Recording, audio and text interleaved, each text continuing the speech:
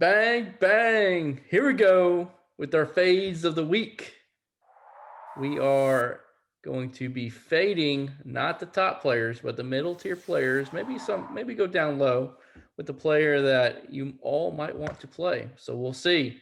Dustin also has a history of his fades smash, not as of lately, but in the past. So you got to take that in consideration as well as you build out your lineups. But we're going to start out with Price. Who you got for us? All right. So, disclaimer: I think he still makes the cut, but I think 10,300 for Hideki is not worth it. I know he just won the Masters his last time out. Obviously, he hasn't played in a month. He doesn't rate out very well for me as far as birds are better or scrambling. He's notoriously a bad putter, and I see him more finishing like 30th, 35th than finishing top 5, which is where he'll have to finish in order to pay off his salary. So I think that's kind of an easy fade as far as someone who, yes, they'll probably make the cut, but they're not going to get close to retaining value this week. I dig it. Yeah, for me, and like Price said, a lot of these fade, we're giving you a player from the top tier, the next tier, and the tier down.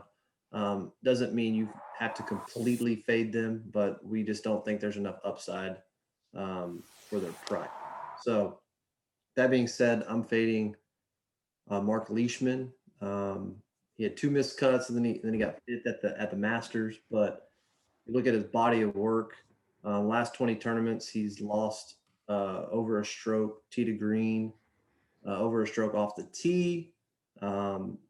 He's a pretty streaky putter, but over his last 20 tournaments, he's lost almost a stroke there. So a lot of things that point to him not doing well. He's not super long off the tee either. So just doesn't set up well for him and how he's been playing overall. So Mark Leishman for me is an easy non-click because I just think there's a lot better value in the 9K range. I dig it a lot. I have no disclaimer. Unlike Price, I don't, with my guy, granted, he's the lower end player, but no disclaimer. Do not play this guy. Lee Westwood, 8,500. Yes, he went through a stretch. It was a very small stretch where he got second and second, the Arnold Palmer, and then the Players. It was only a couple months ago. But ever since then, he's been hot garbage. And even with him gaining 13 and 14 strokes, he still doesn't stand out in my models that well either. So when you have players around him like Peters and Luke List that we talked about on our pod, if you haven't checked that out, definitely do. Lee Westwood is a full fade, and I am thinking he could miss the cut as well and keep up the miscut train. All right. That's it for the fades. Check out also our value plays. And if you're not, consider joining. You can even do a day pass, a weekly pass.